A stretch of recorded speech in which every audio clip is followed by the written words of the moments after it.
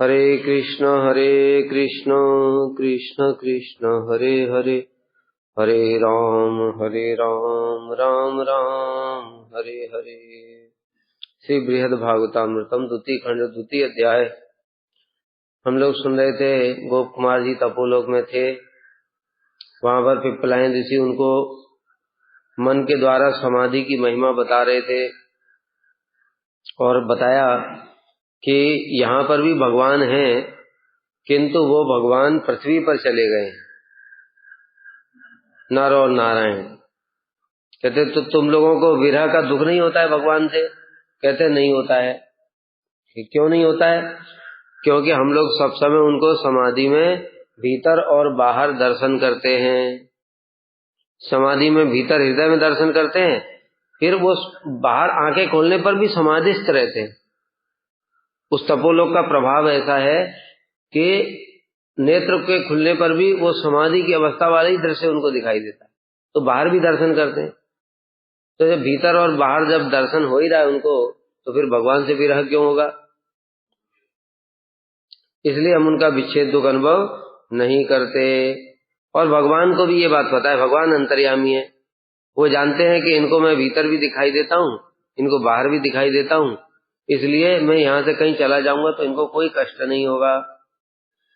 इसी कारण से प्रभु पृथ्वी पर चले गए हैं, गंधमादन पर्वत पर। किस लिए गए हैं?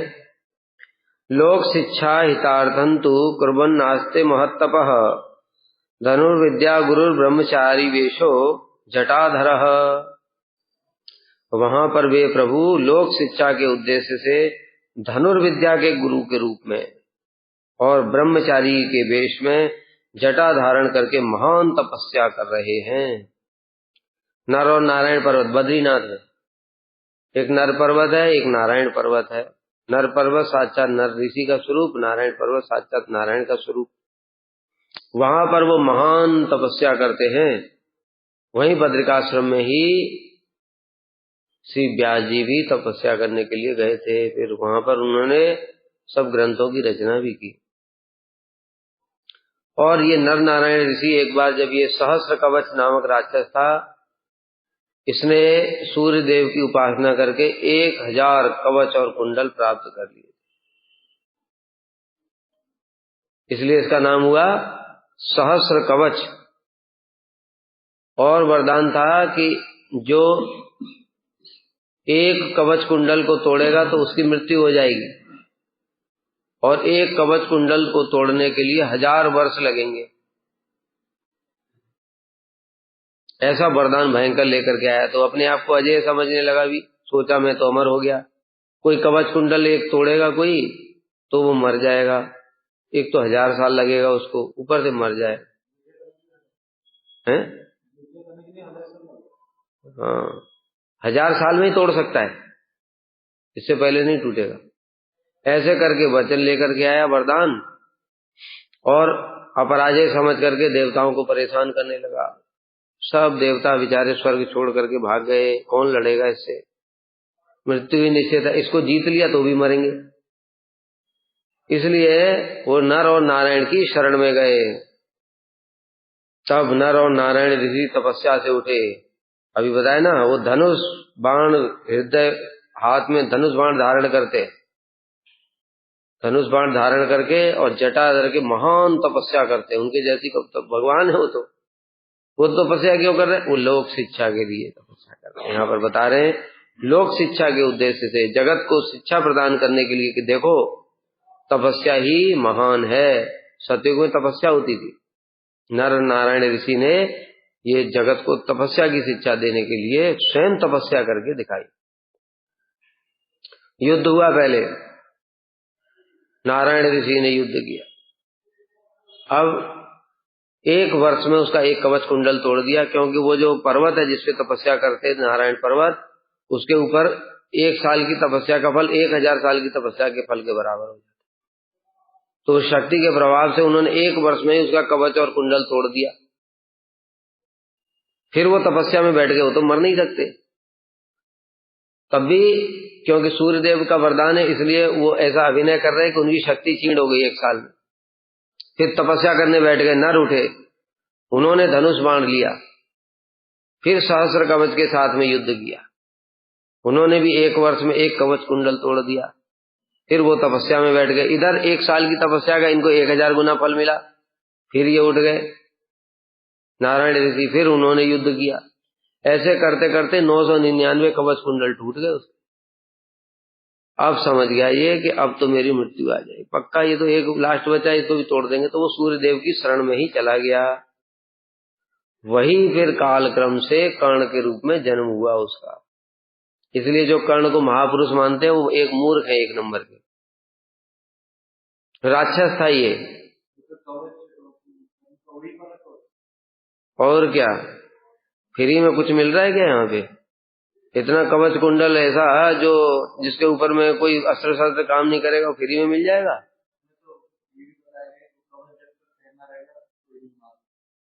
वो ऐसा ही वरदान है उसका। 1000 साल लगेगा उसको मारने में, समझ गए? 1 वर्ष लगेगा। मतलब नर और नारायण वही नर हैं, अर्जुन वही नारायण है, कृष्ण, और युद्ध भी कर्ण वही सहस्र कवच राक्षस है। अब इससे युद्ध करते करते 1 वर्ष लग जाएगा इसको। नर तो तब भी जीत जाते, वो भगवान है, भगवत अवतार है, या असुर कैसे उनको जीत लेता? इसलिए दूसरे और मूर्ख लोग होते हैं, वो कहते हैं कि अरे अर्जुन क्या था कर्ण के सामने। अरे अर्जुन के सामने कर्ण कुछ भी नहीं है। उसके 999 कवच पीछे तोड़ करके आए हैं वो। इस बार नर का ही नंबर था, नारायण का युद्ध का नंबर नहीं था। पहले नारायण ने शुरू किया था ना, इसलिए इस बार टर्न था नर ऋषि का, अर्जुन। उसको फिर भी 1 साल में मार देते, किंतु 1 साल तक युद्ध करना संभव नहीं था, इसलिए उसको छल से मारा। छल से भी मारने की जरूरत नहीं है, बताया ना, वो भगवान की शक्ति है उनके अंदर, भगवत अवतार है, आवेशावतार है, तो वो वैसे भी मार सकते थे। किंतु भगवान ये लीला क्यों कर रहे हैं कि जो अधर्म का कार्य करता है उसको अधर्म से मारने में कोई भी दोष नहीं होता। जगत को ये शिक्षा देने के लिए अर्जुन से कह रहे हैं कि कोई बात नहीं, तुम मारो। कहते प्रभु ये अधर्म है। कहते काय का अधर्म है? इसने भी अभिमन्यु के ऊपर में आक्रमण किया, 7 मारती थे, अभी ये भी था उसमें से, इसलिए मारो इसको। तो फिर अर्जुन ने उसको वैसे ही मार दिया। अर्जुन दिव्य है, इसलिए ये केवल लीला अभिनय के लिए ही नहीं, अर्जुन के समान कोई भी नहीं, वो भगवान के अवतार है। कहाँ भगवान के अवतार और कहाँ ये साधारण मनुष्य, असुर, वो भी राक्षस, कितना शक्ति लेकर के आएगा, भगवान से थोड़ी जीत जाएगा। तो ये नर नारायण ऋषि हैं जो जटा धारण करके, इनकी बहुत सारी और भी इसी प्रकार की लीलाएं। अब उस गंधमादन पर्वत पर जाने का कारण निर्देश कर उनका लक्षण भी बता रहे हैं। समस्त लोगों को तपस्या के आचरण की शिक्षा प्रदान कर उनका मंगल विधान करने के लिए प्रभु वहां पर रहते हैं, गंधमादन पर्वत। धनुर्विद्या के गुरु अर्थात उन्होंने अपने हाथों में धनुष बाण धारण कर रखा है, वो धनुर्विद्या की शिक्षा भी प्रदान करते हैं। श्री गोप कुमार उवाच तत्रैव गन्तुकामं मां चत्वारः सनकादयः पश्चात्रैव तमित्युक्त्वा बहुरूपाणि अदर्शयन्। अब एक अद्भुत घटना घटी। गोप कुमार ने सोचा तो मैं तो भगवान के दर्शन करूंगा। उन्होंने इतना ज्ञान दिया कि समाधि में दर्शन होता है, ये होता है, वो होता है, पर गोप कुमार को वो अच्छा नहीं लगता।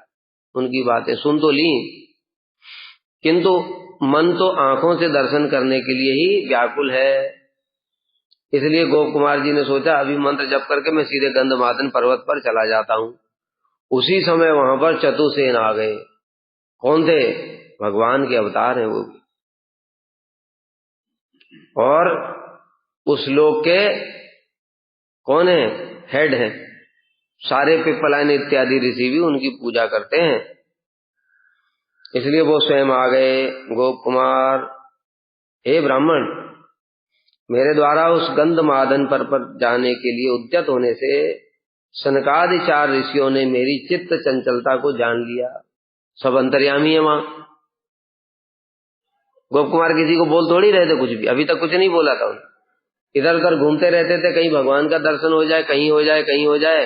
तो पिप्पलायन ऋषि ने उनके मन की बात जान ली थी, खुद ही आकर के बोलने लगे, अरे गोप कुमार तुम चंचल क्यों होते हो, समाधि में दर्शन करो। दर्शन कान आंख से नहीं होता है, दर्शन तो मन से होता है। और हमारे गुरुवर्ग का कहना है कि दर्शन तो आंख से भी नहीं होता, मन से भी नहीं होता, कान से होता है। अभी हमारा दर्शन कान से हो रहा है। अभी ये सब नर नारायण का हम लोग दर्शन कर रहे हैं कि नहीं, कान से। भूलोक का दर्शन किया, भुवर लोक का दर्शन किया, स्वर्ग का किया, सब कानों से दर्शन हो रहा है हमारा। कान से दर्शन मतलब क्या, कानों से उनकी महिमा सुनेंगे, अन्यथा हमको केवल पत्थर ही दिखाई देंगे।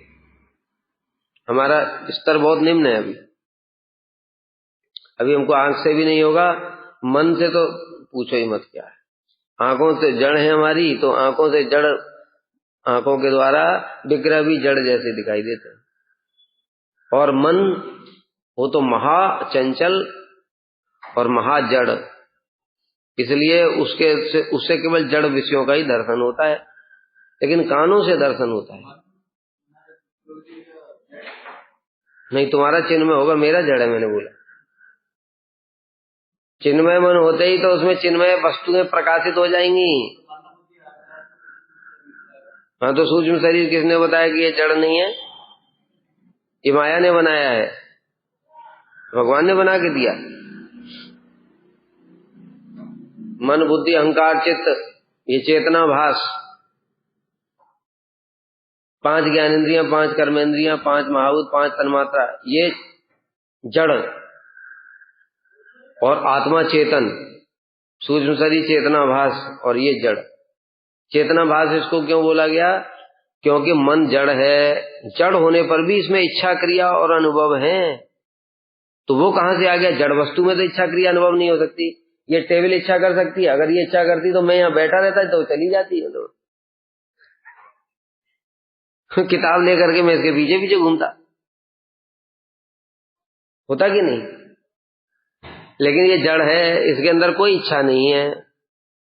तो तुम कहोगे क्रिया तो होती है, देखो हमने पंखा चलाया तो ये तो घूम रहा है, कहते हैं क्रिया इसकी नहीं है, इसके अंदर इलेक्ट्रिसिटी प्रोवाइड किया गया है, उसके अंदर फिर मोटर है, मोटर रोटेट कर रही है, इसका कुछ भी नहीं है।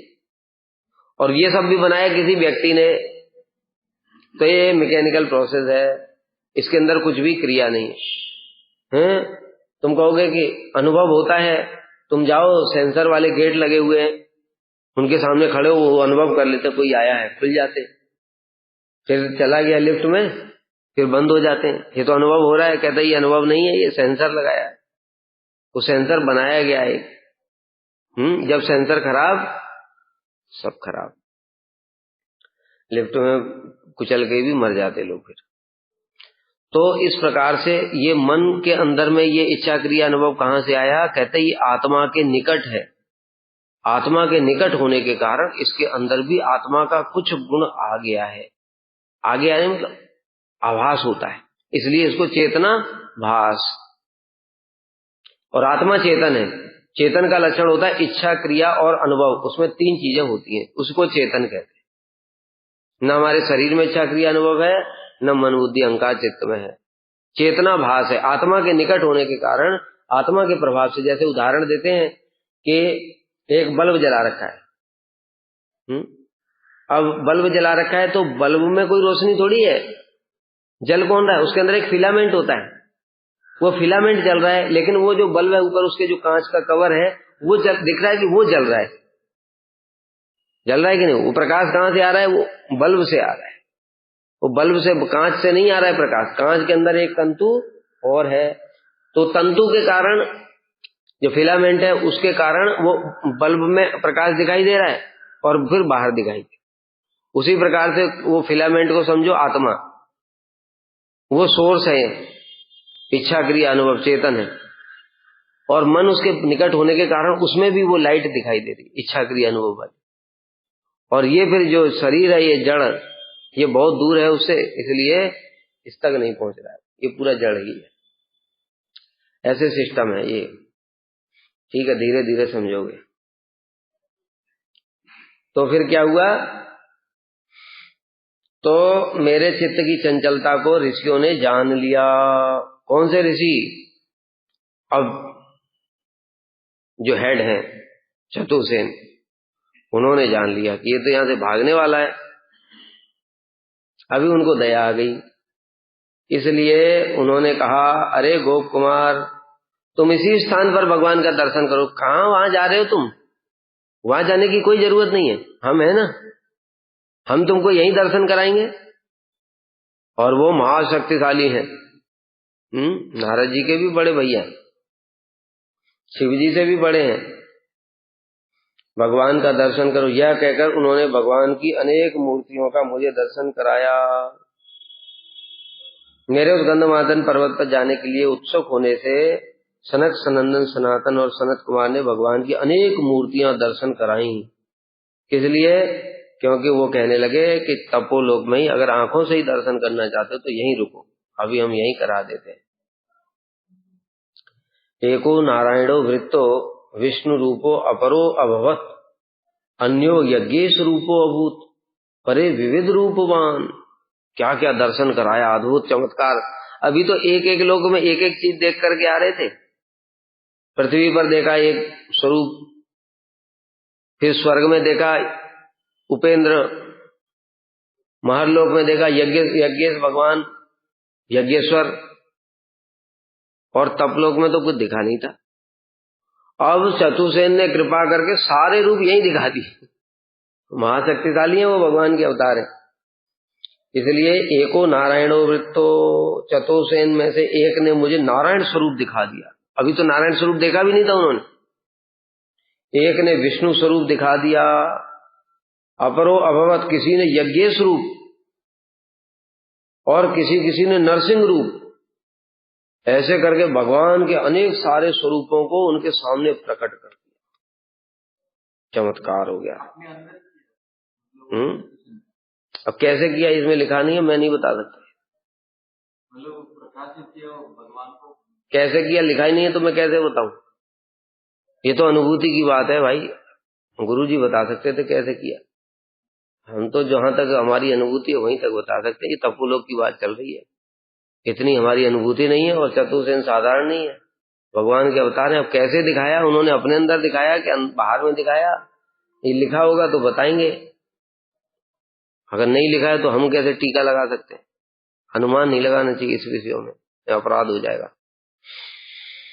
उन भगवान के रूपों के दर्शन का प्रकार एको इत्यादि कह रहे। चारों ऋषि कुमारों में से मुख्य सनक ने नारायण रूप धारण किया। कह रहे धारण किया, वो खुद ही नारायण रूप अपने में ही दिखा दिया, क्योंकि वो स्वयं भगवान के अवतार है।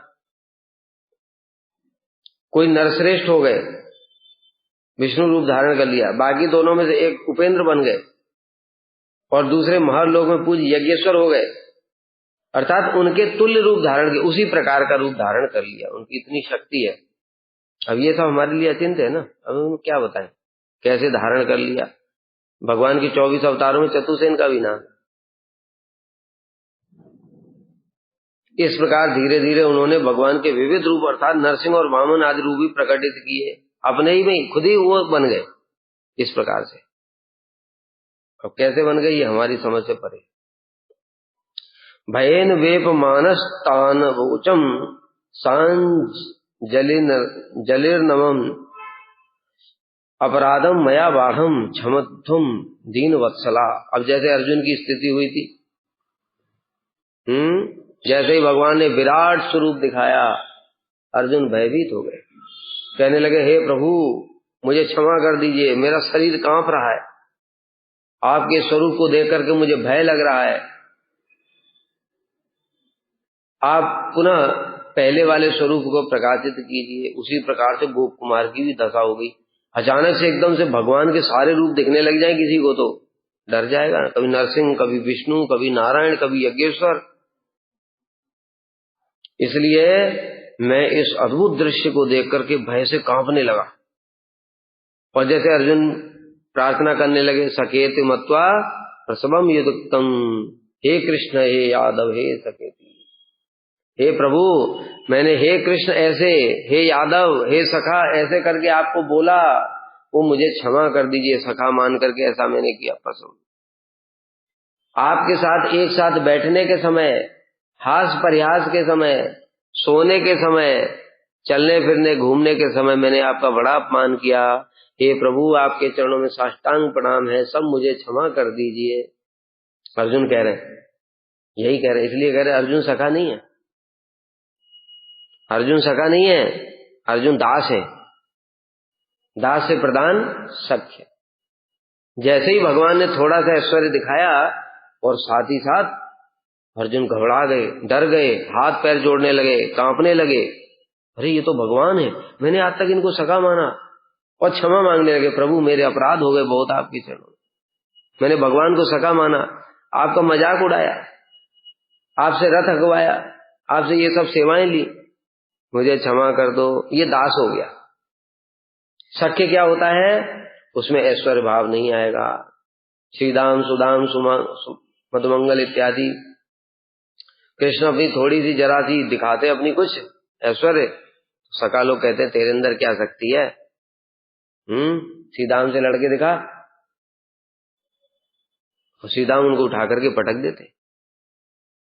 बस एक बार तो साक्षात तुम लोग सोचोगे तो ऐसे विष्णु रूप तो दिखाया नहीं, इसलिए भगवान के प्रति ऐश्वर्य भाव रहता नहीं उनका। नहीं कहते, जब जा रहे थे मथुरा में तब उन्होंने कहा, कन्हैया तू ये कंस तो बड़ा बलवान है और ये उसके साथ में 10-10 हजार हाथी वाले, ये शक्ति वाले उसके साथ में चेले चपाटे हैं, तू उनको कैसे मारेगा? तो कृष्ण उसी समय दीर्घ विष्णु रूप धारण कर लिया, शंख चक्र गदा पर। उसके बाद भी सखाओं ने ऐसे हाथ जोड़ करके कांपनी, अरे हम तो आज तक आपको सखा मान रहे थे प्रभु, आप तो भगवान हैं। ऐसे नहीं बोले सखा लोग, क्या बोले, हाँ ठीक है बहुत अच्छा, अब पहले जैसे हो जाओ।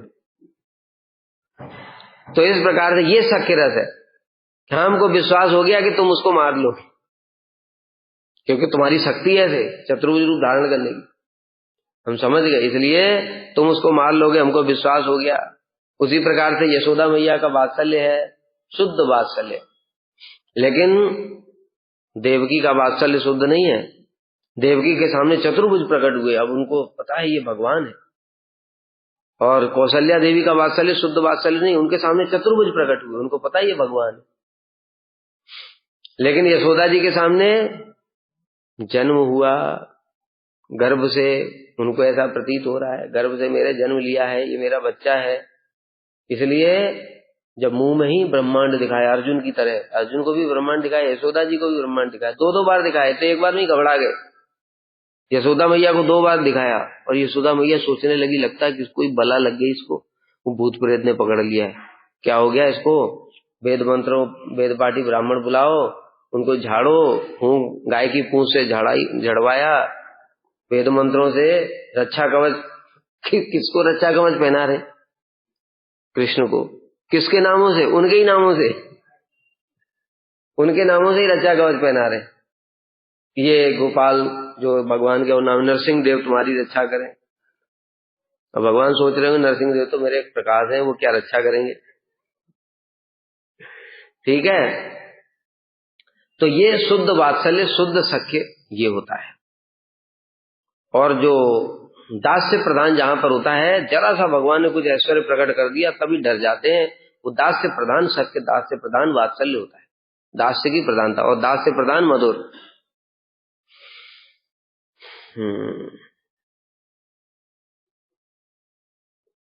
तो इस प्रकार से उन्होंने क्या किया, मैं इस अद्भुत दृश्य को देख करके भय से कांपने लगा और हाथ जोड़ करके प्रणाम करते हुए कहने लगा, हे दीनवत्सल, मैंने बहुत अपराध किया है, आप क्षमा कीजिए। इतने सारे स्वरूप एक साथ दिख गए, डर गए गोप कुमार। ऐसे अद्भुत दृश्य को देख करके भय से कांपने लगा और उनसे बोलने लगा, प्रभु आप मुझे क्षमा कर दो। स्पृष्टो हम तैर्मूर्धनि लब्ध्वा समाधिम दृष्टानि प्राक्तानि रूपाणि अवश्यम व्युत्थानेपि ध्यान वेगात कदाचित प्रत्यक्षाणि वानु पश्येयम आरात। क्या बता रहे? स्पृष्टो हम तैर्मुग्नि, तब उन्होंने मेरे को स्पर्श किया, मस्तक ऐसे करके चतुसेन, गोप कुमार के आगे मस्तक पे ऐसे हाथ रख दिया। जैसे ही स्पर्श किया, उनके स्पर्श के प्रभाव से मैं समाधिस्थ हो गया, साथ ही साथ समाधि लग गई। एक तो उस स्थान का प्रभाव है, और फिर वो महाशक्तिशाली हैं, पता है ना, भगवान के अवतार हैं वो। जब उन्होंने अपने अंदर में ही नरसिंह वामन और सब रूप दिखा दिए, तो उनके लिए किसी को समाधि देना क्या बड़ी बात है। और गोप कुमार की योग्यता भी है। सब प्रकार की चीजें होनी चाहिए भाई। गुरु सबको चाहते हैं, सबके सिर पे हाथ रख दें और वो सबको राधा दास्यम हो जाए, लेकिन अधिकार भी तो होना चाहिए। अधिकार ही नहीं है। अब ये गोप कुमार इतने साल से मंत्र जप जप करते करते चित्त तो शुद्ध है इनका, समाधि के लिए योग्य है। इसलिए गुरु जी ने भी देखा, हाँ ये योग्य है, तो हाथ रख दिया। योग्य होने पर भी देखो यही विशेष बात है, कृपा के बिना तब भी नहीं संभव होगा। कृपा के बिना समाधि भी तब उतनी देर से क्यों नहीं लग रही थी। उन्होंने बस कृपा कर दी, योग्यता देख करके कृपा कर दी, तभी होगा। तो हमारी भी ऐसे ही है। हम लोग, योग्यता क्या है हमारी? कोई योग्यता नहीं। योग्यता क्या है? केवल जो गुरु जी ने बोला, मंगल आरती में आओ, कथा में बैठो, कीर्तन में बैठो, भजन करो, हरि नाम करो, सेवा करो, यही योग्यता है। और मत सोचना कि तुम हम योग्यता अर्जित कर लेंगे, चित्त शुद्ध कर लेंगे अपना, कभी नहीं होगा। जब ये योग्यता देखेंगे, हाँ गुरुजी यहाँ सिंसियर है, बस यही योग्यता। गुरुजी ने एक ही बात बोला है, तुम सिंसियर हो जाओ, मैं तुम्हारा भजन करूंगा। तुम्हारे बस की बात नहीं भजन करना। तो फिर गुरु सिंसियर देख करके और फिर कृपा कर देते हैं। और जब कृपा करते हैं तब शक्ति का संचार होता है, तब चित्त शुद्ध होकर के फिर उसके अंदर में वो भगवान के दर्शन के लिए योग्य होता है। तब भाव इत्यादि प्रकाशित होगा। भाव की भी बात छोड़ो, निष्ठा, रुचि, आसक्ति, ये सब भी बिना गुरु की कृपा के नहीं आएगी। तो हम केवल साधन कर सकते हैं, जो गुरु जी जैसे जैसे बोल रहे हैं हम उतना कर सकते हैं बस। उसके अलावा फिर हमको ऊपर उठाना, वहां से अगले क्लास में प्रवेश कराना, अनर्थ के बाद निष्ठा, वो गुरु जी की कृपा है। निष्ठा के बाद रुचि, गुरु जी की कृपा है। जब देखेंगे भजन साधन कर रहा है साधक, लंबे समय तक निष्ठा में प्रार्थना कर रहा है, बड़ा व्याकुल है आगे बढ़ने के लिए, तब गुरु जी ऐसे ही कृपा करेंगे जैसे गोप कुमार के गोप कुमार देखना चाहते भगवान को। पहले ऐसे अपने अंदर ही दिखाया, फिर उसके बाद कहा लो अब तुम समाधि में भी देखो, सिर के ऊपर में हाथ रख दिया ऐसे, और उस स्पर्श के प्रभाव से मैं समाधिस्थ हो गया। गोप कुमार की समाधि लग गई, और समाधि में पहले विष्णु की समस्त मूर्तियों का साक्षात दर्शन करने लगा। यज्ञेश्वर दिखे उसमें, यहाँ के भी दिखे, जो विष्णु मूर्ति थी वो भी दिखी, यज्ञेश्वर भगवान दिखे, और उपेंद्र भी दिखे, और जो अभी इन्होंने दिखाए थे वो सब भी दिखे। समाधि में ही उनको अब दर्शन होने लगा सब। इसके पश्चात थोड़ी देर बाद समाधि भंग हुई। समाधि भंग होने के बाद बाहर में भी फिर दिख रहे हैं, क्योंकि वो बताए ना कृपा कर दी उन्होंने। आगे भी वर्णन आएगा। अभी तो ये जैसे गोप कुमार के ऊपर ऐसे कृपा हो रही, गुरुजी ने पहले की थी, अभी ऐसा चतुसेन ने की, ऐसे ये ब्राह्मण के ऊपर भी कृपा करेंगे तभी होगा आगे। इतना सारा कहानी सुनाने से कुछ होगा नहीं उसका।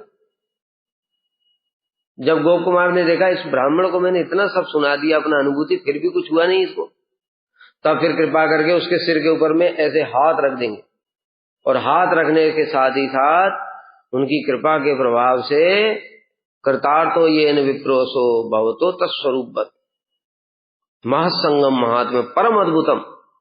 महासंगम के महापुरुषों के संग की कोई तुलना नहीं कर सकता, कल्पना भी नहीं कर सकता। परम अद्भुत, आश्चर्यजनक होता है। देखो यही आश्चर्य हुआ कि नहीं, जो गोप कुमार को कोई दर्शन की कोई संभावना नहीं हो रही थी, ऐसे हाथ रखा और कृपा करी, और साथ ही साथ दर्शन, इतने सारे अवतारों के दर्शन, कहाँ एक एक लोक में एक एक हो रहा था, और इसी लोक में बैठे बैठे सारे अवतारों के दर्शन शुरू हो गए। और इसी प्रकार से वो ब्राह्मण भी जैसे ही गोप कुमार ने कृपा की, वो कृपा के प्रभाव से गोप कुमार के जैसा हो गया, अभवत तत्स्वरूपवत, गोप कुमार के जैसा हो गया उसका सब कुछ। उसके अंदर भी ऐसे दिव्य गुण आ गए। तो समाधि भंग होने पर भी आवेश के कारण उन समस्त मूर्तियों को प्रत्यक्ष की भांति दर्शन करने लगा। तब उन सनकादि ने मेरे मस्तक को स्पर्श किया, उस स्पर्श के प्रभाव से मैं उसी क्षण समाधिस्थ हो गया। और उस समाधि योग में महर लोक में पहले जो देखा था भगवान विष्णु की यज्ञेश्वर मूर्ति, वो भी दिख गई। समाधि के भंग होने पर जब मैंने बाह्य दृष्टि देखी, तब कभी कभी मैं उन समस्त मूर्तियों को अपने समीप ही प्रत्यक्ष रूप में दर्शन करता। जैसे कभी यज्ञेश्वर दिख रहे हैं, कभी उपेंद्र दिख रहे हैं, कभी विष्णु दिख रहे हैं, ऐसे करके दर्शन करने लगा। ततो जपे अभी में निष्ठाम अविंदत सुखम स्वतः किंतु अस्या माधुरी भूमेर व्याकुली कुरुते मनः। अभी तपलोक का प्रभाव ऐसा, ऊपर से चतुर्सेन की महिमा, वो तो भगवान के ही अवतार हैं, इसलिए उन्होंने अपने आप अंदर ही भगवान के सारे स्वरूप दिखा दिए। लेकिन होने पर भी वहां भी चित्त लगेगा नहीं। क्यों? वो मंत्र राज गोपाल मंत्र, ये समस्त मंत्रों का राजा है, इसके सामने कोई तपस्या भी चलेगी नहीं। इसलिए गोपाल मंत्र जप करते थे, क्योंकि गुरुजी ने बताया था। अभी उनको ये सब कहां से प्राप्त हो रहा है? चतुर्सेन की कृपा प्राप्त हुई, अपने आप हो गई क्या? गुरुजी की कृपा से। इसलिए गुरुजी ने बोला था, बेटा कुछ भी हो जाए मंत्र जप करना नहीं छोड़ना। इसलिए अभी दर्शन तो होता है समाधि में, लेकिन जब समाधि टूटती है, जब देखते कोई नहीं देख रहा है इधर उधर, चुपचाप एकांत में जाकर के मंत्र जप कर लेते। यद्यपि चतुर्सेन को पता ही है, बताए नहीं, ऐसा नहीं, वहां पे कुछ छुपा नहीं सकते। उस लोक की महिमा ऐसी, वहां पे जाते ही अंतर्यामी का गुण आ जाता है, सब अंतर्यामी है। इसलिए चतुर्सेन जानते ही ये मंत्र भी जप कर रहा है, लेकिन फिर भी कुछ बोलेंगे नहीं, क्योंकि चतुर्सेन साधारण नहीं है, वो जानते हैं सब कुछ। इसलिए ततो जपे अपी, इस प्रकार से जब मैं समाधि में भगवान का दर्शन करता, फिर आंखें खुलती तो बाहर भी दर्शन करता, तो मन शांत हो गया। जो चित्त चंचल था, दुखी था गोप कुमार, वो सब खत्म हो गया। अब चित्त तो शांत हो गया। भगवान के रूप दर्शन में अथवा जप की परिपक्वता से मुझे स्वतः ही आनंद होने लगा। किंतु जब मैं मंत्र जप करता, तब वृंदावन की माधुरी का विच्छेद शोक हृदय में उदित होकर के वो मंत्र खींच रहा है बार बार। किसकी ओर खींच रहा है? वृंदावन की ओर नहीं खींच रहा है। किसकी ओर खींच रहा है? स्वरूप की ओर खींच रहा है। स्वरूप इनका वृंदावन की ओर है ना। मंत्र कहां तक ले जाएगा? अगर मान लो इनका स्वरूप होता अयोध्या में, तो मंत्र इनको अयोध्या की ओर खींचता, हनुमान जी की ओर खींचता। अगर इनका स्वरूप द्वारका का होता, तो मंत्र खींचता इनको तब भी उसकी ओर खींचेगा, क्योंकि स्वरूप की ओर ले जाएगा। भक्ति का यही लक्षण है। भक्ति करते करते हमारा जिसका जैसा स्वरूप है, किसी का वैकुंठ में है, नारायण की सेवा में, तो उसको नारायण तक पहुंचा देगा। वैसे यद्यपि चित्त जगत में तो नाम चलेगा भी, लेकिन मंत्र फिर भी स्वरूप प्रकाशित करेगा। मंत्र स्वरूप प्रकाशित करने तक मंत्र का रोल है, लेकिन प्रेम प्रकाशित करने के लिए हरि नाम का रोल। ठीक है?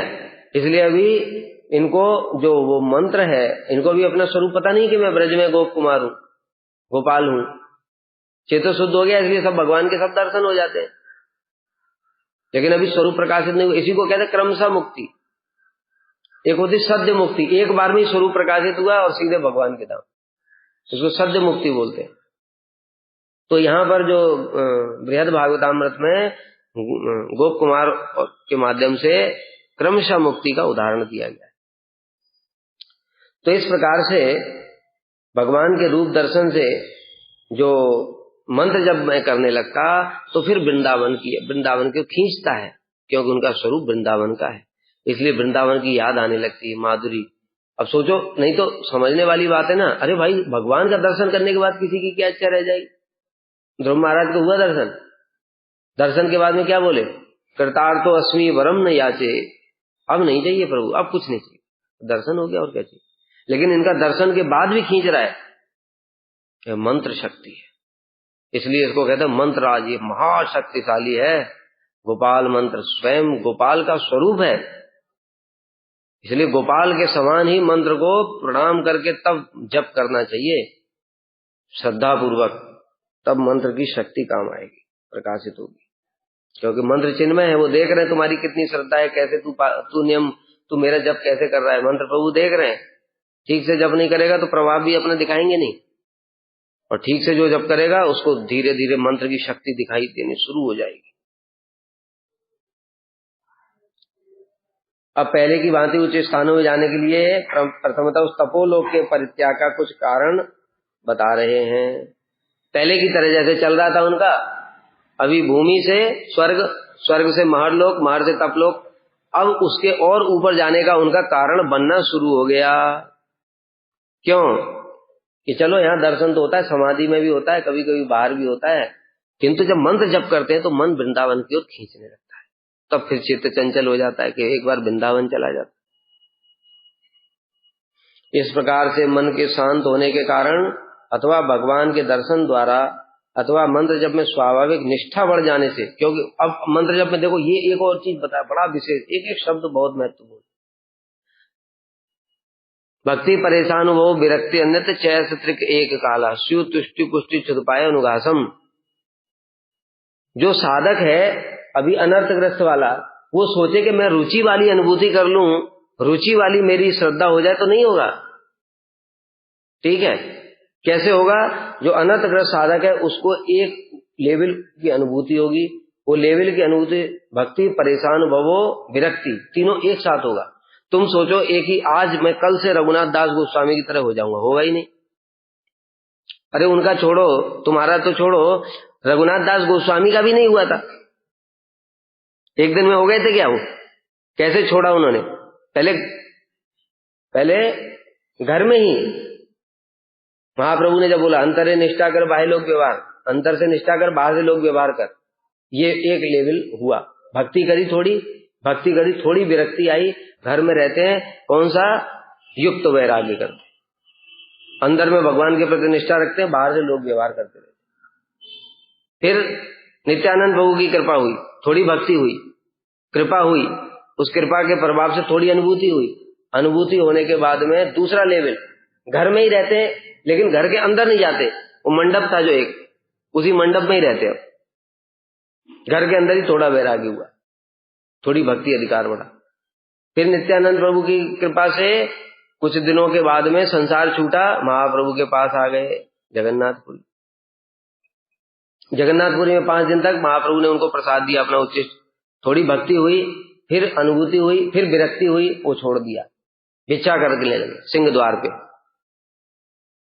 सिंह द्वार पर भिक्षा करके 2 साल तक खाया, फिर भक्ति हुई 2 साल में, और थोड़ी अनुभूति हुई, थोड़ी विरक्ति हुई, वो भी छोड़ दिया।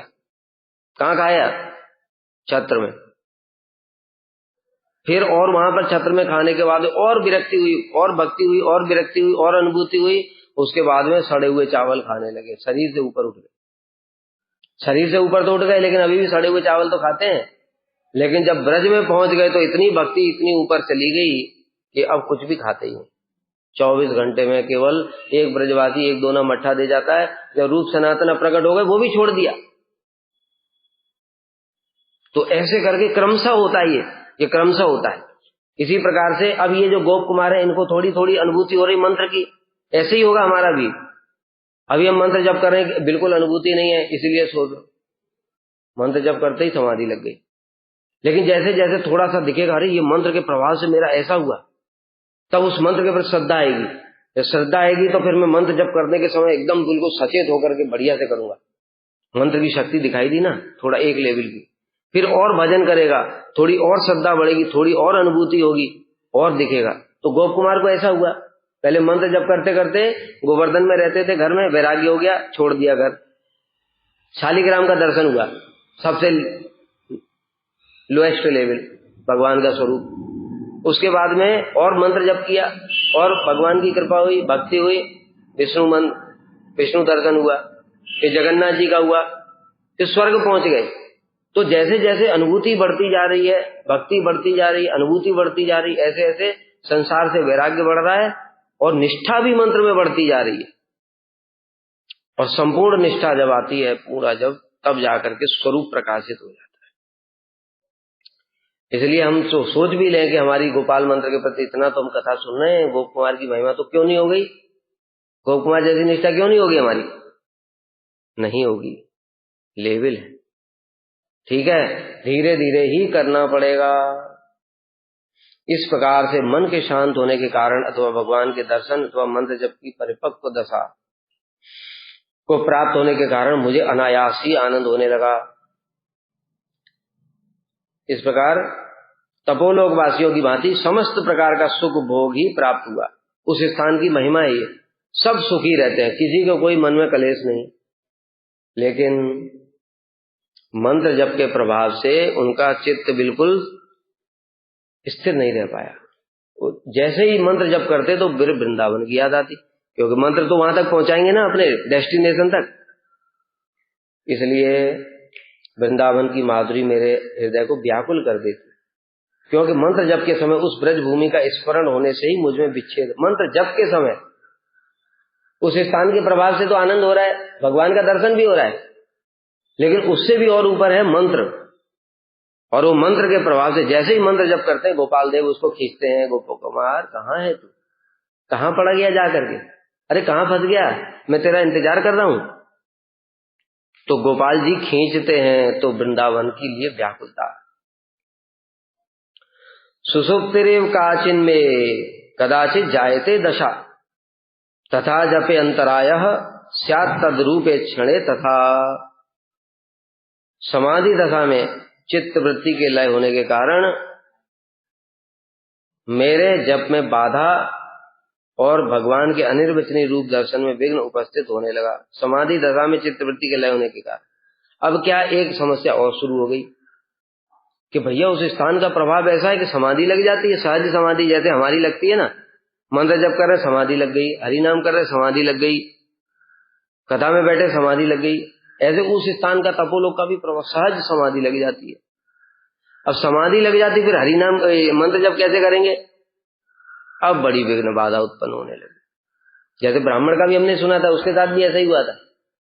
जो मंत्र जप करते करते मूर्छित हो जाता तो सोचता बाद में, 2 घंटे बाद उठा, सोचता अरे मुझे लग रहा भूत ने पकड़ लिया, क्या हुआ, मेरा 2 घंटा बर्बाद हो गया। उसको ये नहीं पता कि ये मंत्र का फल है, आनंद है। तो इसी प्रकार से गोप कुमार को भी समाधि लग जाती तो मंत्र जप, और समाधि लगी तो मंत्र जप कैसे करोगे? क्योंकि समाधि में दर्शन भी हो रहा है, उसमें थोड़ा आनंद भी होता है। मंत्र जप के प्रति थोड़ी बाधा उत्पन्न हो जाती। सुसुप्ति दशा की भांति शून्यता का बोध होता, लेकिन वहां का स्थान का प्रभाव भाई शून्य। समाधि में दर्शन तो होता है, लेकिन चित्त एकदम शांत हो जाता है, कोई लीला नहीं, कुछ नहीं, बस दर्शन करते रहो, बस बैठ के देखते रहो। इस प्रकार इसके फलस्वरूप जप में बाधा होती, और जप के समय होने वाले भगवान की अनिर्वचनीय मूर्ति के रूप लावण्य के दर्शन में विघ्न बाधा उत्पन्न होता। समाधि में केवल ऐसे शून्य जैसा ही प्रतीत होता, अनुभूति उसकी।